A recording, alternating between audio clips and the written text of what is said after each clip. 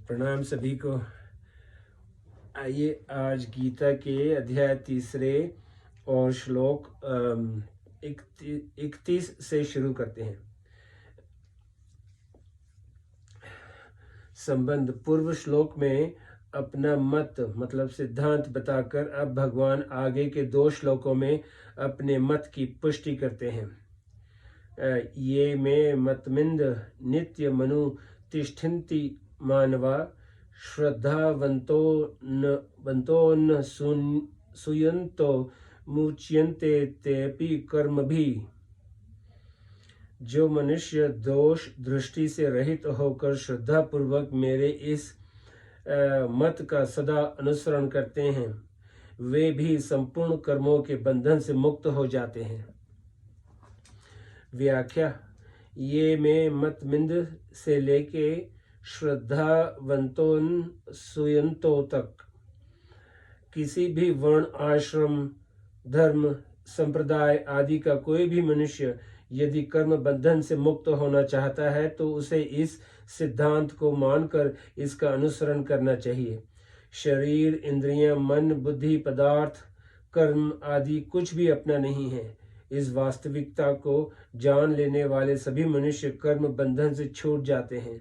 भगवान और उनके मत में प्रत्यक्ष की तरह निसंदेह दृढ़ विश्वास और पूज्य भाव से युक्त मनुष्य को श्रद्धावंत पद से कहा गया है।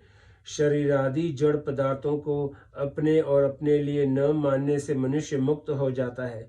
इस वास्तविकता पर श्रद्धा होने से जड़ता के माने हुए संबंध का त्याग करना सुगम हो जाता है। श्रद्धावान साधक ही सत्य शास्त्र सत्य चर्चा और सत्य संग की बातें सुनता है और उनको आचरण में लाता है। मनुष्य शरीर परमात्मा प्राप्ति के लिए ही मिला है, अतः परमात्मा को ही प्राप्त करने की एकमात्र उत्कट अभिलाषा होने पर साधक में श्रद्धा तत्परता संयतेंद्रियता आदि स्वतः आ जाते हैं। अतः साधक को मुख्य रूप से परमात्मा प्राप्ति की अभिलाषा को ही तीव्र बनाना चाहिए। पीछे के 30वें श्लोक में भगवान ने अपना जो मत बताया है उसमें दोष दृष्टि न करने के लिए यहाँ अन्न सुयंत पद दिया गया है। गुणों में दोष देखने को असूया कहते हैं। असूया मतलब दोष दृष्टि से रहित मनुष्य को यहाँ अनसुयंत कहा गया है। जहाँ श्रद्धा रहती है वहाँ भी किसी अंश में दोष दृष्टि रह सकती है। इसीलिए भगवान श्रद्धावंत पद के साथ अनसुयंत पद भी देकर मनुष्य को दोष दृष्टि से सर्वथा रहित पूर्ण श्रद्धावान होने के लिए कहा है। इसी प्रकार गीता श्रवण का महात्म्य बताते हुए भी भगवान ने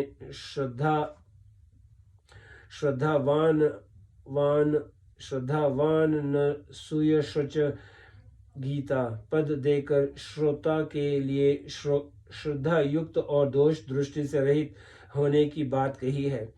भगवान का मत तो उत्तम है, पर भगवान कितनी आत्मश्लाघा अभिमान की बात कहते हैं कि सब कुछ मेरे ही अर्पण कर दो, अथवा ये मत तो अच्छा है पर कर्मों के द्वारा भगवत प्राप्ति कैसे हो सकती है। कर्म तो जड़ और बांधने वाले होते हैं। आदि आदि भाव आना ही भगवान के मत में दोष दृष्टि करना है। साधक को भगवान और उनके मत दोनों में ही दोष दृष्टि नहीं करनी चाहिए। वास्तव में सब कुछ भगवान का ही है, परंतु मनुष्य भूल से भगवान की वस्तुओं को अपनी मानकर बंध जाता है और ममता कामना के वश में होकर दुख पाता रहता है। अतः इस अपनेपन का त्याग करवा कर मनुष्य का उद्धार करने के लिए कि वह सदा के लिए सुखी हो जाए, भगवान अपनी सहज करुणा से सब कुछ अपने अर्पण करने की बात कहते हैं। अतः इस विषय में दोष दृष्टि करना अनुचित है। यह तो भगवान का परम सौहार्द का कारुण्य वात्सल्य ही है कि अपने में कोई अपूर्णता मतलब कमी और आवश्यकता न होने पर भी केवल मनुष्य के कल्याणार्थ वे समस्त कर्मों को अपने अर्पण करने के लिए कहते हैं। भगवान का मत ही लोक में सिद्धांत कहलाता है। सर्वोपरि सिद्धांत को ही यह मतम पद से कहा गया है। भगवान ने अपनी सहज सरलता एवं भी मानता के कारण सर्वोपरि सिद्धांत को मत नाम से कहा है। यह मत, यह सिद्धांत त्रिलोकी में एक जैसा रहता है, अर्थात इसमें कभी कोई परिवर्तन नहीं होता, चाहे कोई श्रद्धा करे या न करे। यह नित्यम पद मतम का विशेषण नहीं है, पर प्रत्युत अनुतिष्ठन्ति पद का ही विशेषण है, कारण कि भगवान नित्य है, अतः उनसे संबंधित समस्त वस्तुएं भी नित्य हैं। भगवान का मत भी नित्य है। भगवान का मत सर्वोपरि सिद्धांत, और सिद्धांत वही होता है जो कभी मिटता नहीं। अतः भगवान का मत तो नित्य है ही, उसका अनुष्ठान नित्य होना चाहिए। इसीलिए यहाँ क्रिया विशेषण नित्यम पद देने का तात्पर्य है। भगवान के मत पर नित्य निरंतर सदा स्थित रहना तथा इसके अनुसार अनुष्ठान करना। प्रश्न, भगवान का मत क्या है और उसका सदा अनुष्ठान कैसे किया जाए? उसका उत्तर ऐसे है। मिली हुई कोई भी वस्तु अपनी नहीं है, यह भगवान का मत है। शरीर, इंद्रियां, मन, बुद्धि, प्राण, धन, संपत्ति, पदार्थ आदि सब प्रकृति के कार्य हैं और संसार भी प्रकृति का कार्य है। इसीलिए इन वस्तुओं की संसार से एकता है तथा परमात्मा का अंश होने से स्वयं की परमात्मा से एकता है। अतः ये वस्तुएं व्यक्तिगत मतलब अपनी नहीं है, प्रत्युत इनके उपयोग का अधिकार व्यक्तिगत है। इसके सिवाय सद्गुण, सदाचार, त्याग, वैराग्य, दया, क्षमा आदि भी व्यक्तिगत नहीं है, प्रत्युत भगवान के हैं।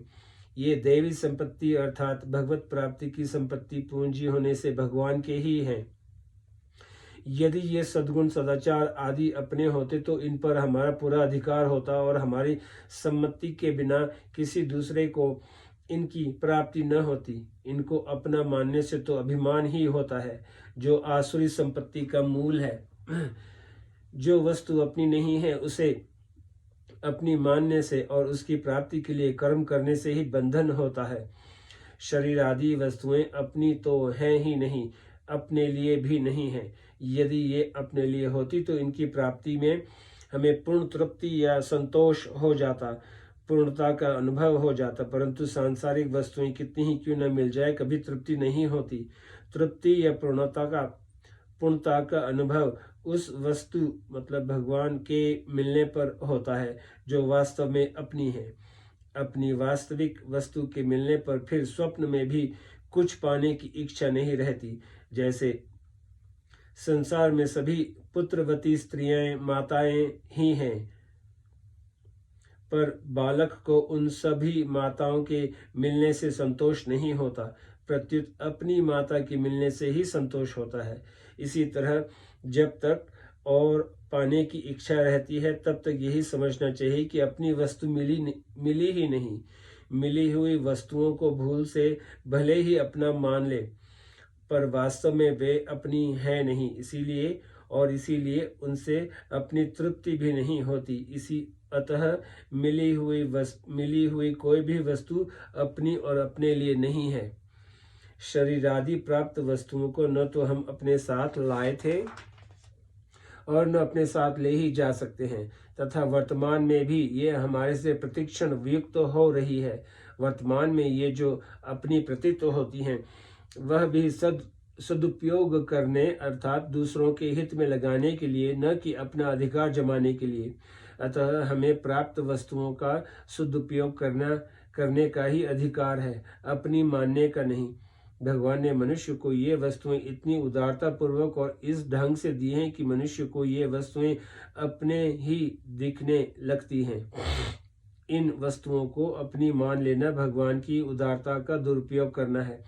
जो वस्तुएं अपनी नहीं हैं पर जिन्हें भूल से अपनी मान लिया है, उस भूल को मिटाने के लिए साधक आध्यात्म चित्त से गहरा विचार करके उन्हें भगवान के अर्पण कर दे, अर्थात भूल से माना हुआ अपनापन हटा ले, जिसका एकमात्र उद्देश्य आध्यात्म तत्व मतलब परमात्मा की प्राप्ति का है।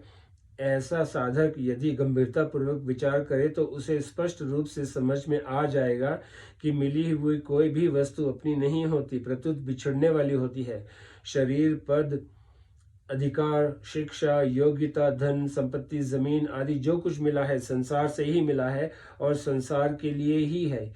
मिली हुई वस्तुओं को चाहे संसार मतलब कार्य का माने, चाहे प्रकृति मतलब कारण का माने, और चाहे भगवान मतलब स्वामी का माने, पर सार मतलब मुख्य बात यही है कि वे अपनी नहीं हैं। जो वस्तुएं अपनी नहीं हैं वे अपने लिए कैसे हो सकती हैं। साधक को न तो कोई वस्तु अपनी माननी है और न कोई कर्म ही अपने लिए करना है। अपने लिए किए गए कर्म बांधने वाले होते हैं। गीता अर्थात यज्ञ निष्काम भाव पूर्वक परहित के लिए किए जाने वाले कर्तव्य कर्म के अतिरिक्त अन्य अपने लिए किए गए कर्म मनुष्य को बांधने वाले होते हैं। यज्ञ के लिए कर्म करने वाले साधक के संपूर्ण कर्म संचित कर्म भी विलीन हो जाते हैं। गीता भगवान समस्त लोकों के महान ईश्वर हैं। स्वामी सर्वलोक महेश्वरम। गीता जब मनुष्य अपने को वस्तुओं का स्वामी मान लेता है तब वह अपने वास्तविक स्वामी को भूल जाता है, क्योंकि वह अपने को जिन वस्तुओं का स्वामी मानता है उसे उन्हीं वस्तुओं का चिंतन होता है। अतः भगवान को ही विश्व का एकमात्र स्वामी मानते हुए साधक को संसार में सेवक की तरह रहना चाहिए। सेवक अपने स्वामी के समस्त कार्य करते हुए भी अपने को कभी स्वामी नहीं मानता। अतः साधक को शरीर, इंद्रियां, मन, बुद्धि, पदार्थ आदि को अपना न मानकर केवल भगवान का मानते हुए अपने कर्तव्य का पालन कर देना चाहिए। कर्म करने में निमित्त मात्र बन जाना चाहिए। अपने में स्वामीपन का अभिमान नहीं करना चाहिए। सर्वस्व भगवत दर्पण करने के बाद लाभ, हानि, मान, अपमान, सुख, दुख आदि जो कुछ आए उनको भी साधक भगवान का ही माने और उनसे अपना कोई प्रयोजन न रखें।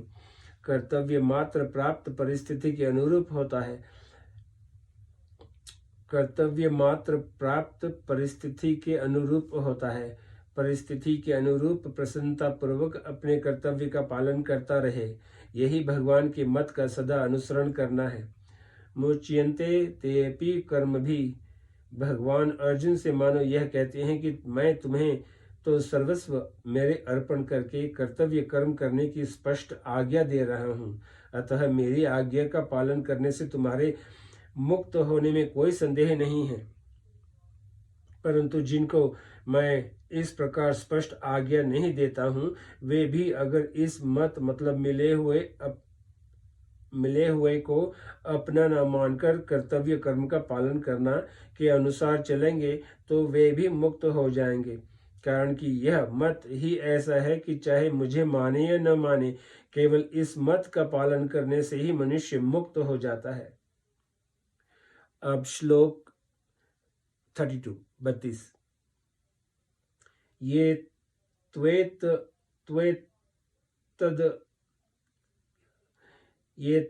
तदभिः सूयन्तो नानुतिष्ठन्ति मे मतं सर्वज्ञान विमूढांस्तां विन्धि नष्टान् चेतस।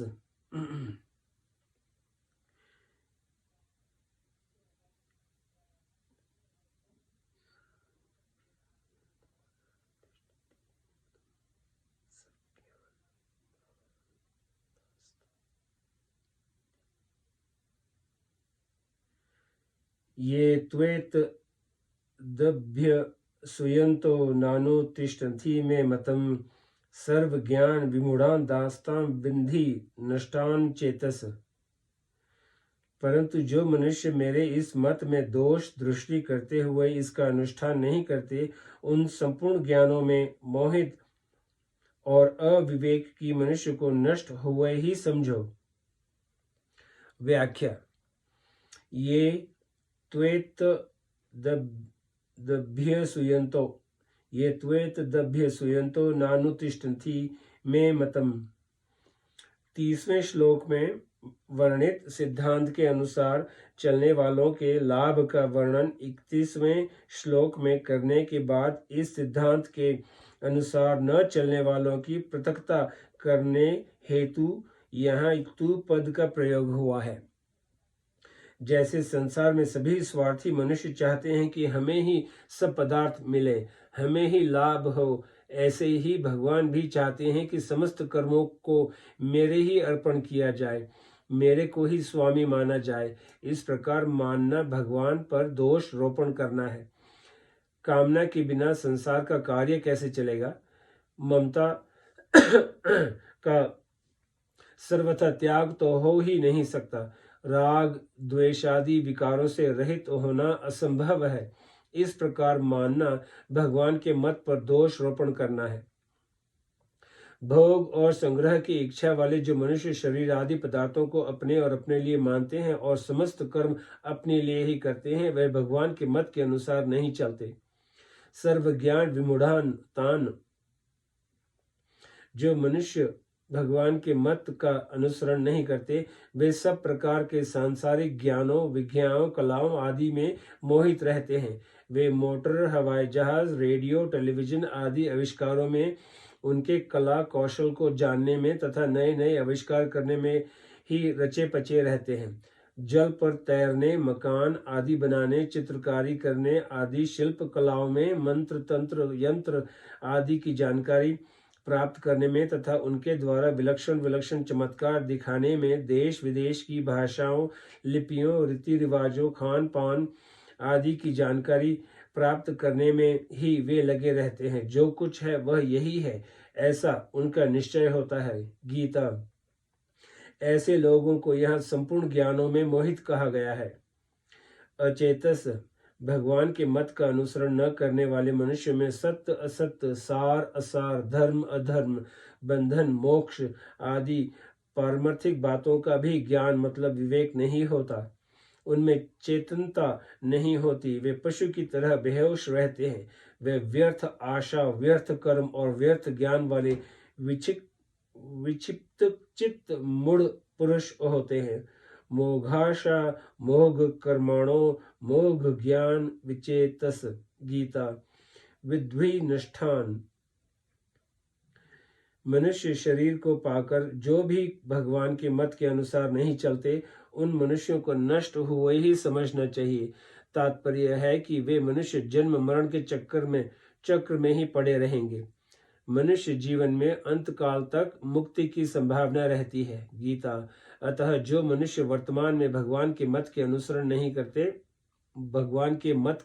नहीं करते, वे भी भविष्य में सत्संग आदि प्रभाव से भगवान के मत का अनुसरण कर सकते हैं, जिससे उनकी मुक्ति हो सकती है। परंतु यदि उन मनुष्यों का भाव जैसा वर्तमान में है वैसा ही भविष्य में भी बना रहा, तो उन्हें भगवत प्राप्ति से वंचित रह जाने के कारण नष्ट हुए ही समझना चाहिए। इसी कारण भगवान ने ऐसे मनुष्यों के लिए नष्टान विद्धि पदों का प्रयोग किया है। भगवान के मत का अनुसरण न करने वाला मनुष्य समस्त कर्म राग अथवा द्वेष पूर्वक करता है। राग और द्वेष दोनों ही मनुष्य के महान शत्रु हैं। तो हांस्य परिपंथिनौ। गीता। नाशवान होने के कारण पदार्थ और कर्म तो सदा साथ नहीं रहते, पर राग द्वेष पूर्वक कर्म करने से मनुष्य तादात्म्य और ममता और कामना से आबद्ध होकर बार बार नीच योनियों में और नरकों में प्राप्त होता रहता है। इसलिए भगवान ने ऐसे मनुष्य को नष्ट हुए ही समझने की बात कही है। 31वें और 32वें दोनों श्लोकों में भगवान ने कहा है कि मेरे सिद्धांत के अनुसार चलने वाले मनुष्य कर्म बंधन से मुक्त हो जाते हैं और न चलने वाले मनुष्यों का पतन हो जाता है। इससे यह तात्पर्य निकलता है कि मनुष्य भगवान को माने या न माने, इसमें भगवान का कोई आग्रह नहीं है, परंतु उसे भगवान के मत मतलब सिद्धांत का पालन अवश्य करना चाहिए। इसमें भगवान की आज्ञा है, पर वह ऐसा नहीं करेगा तो उसका पतन अवश्य हो जाएगा। हाँ, यदि साधक भगवान को मानकर उनके मत का अनुष्ठान करे तो भगवान उसे अपने आप को दे देंगे, परंतु यदि भगवान को न मानकर केवल उनके मत का अनुष्ठान करे तो भगवान उसका उद्धार कर देंगे। तात्पर्य यह है कि भगवान को मानने वाले को प्रेम की प्राप्ति और भगवान का मत मानने वाले को मुक्ति की प्राप्ति होती है। आज यही समाप्त करते हैं, फिर कल श्लोक 33 से शुरू करेंगे। नमस्ते।